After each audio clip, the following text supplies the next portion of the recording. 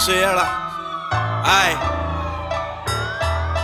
ਨੀ ਮੈਂ ਹੱਕ ਦੀ ਕਮਾਈ ਵਿੱਚ ਗਹਿੜੇ ਕਰਦਾ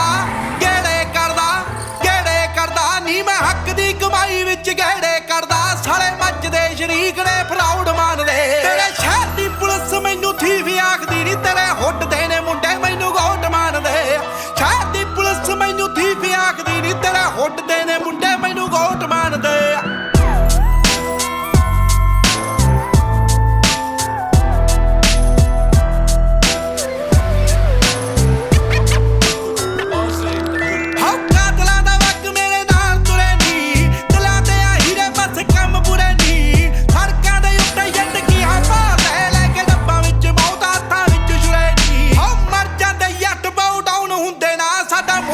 ਲੋਕ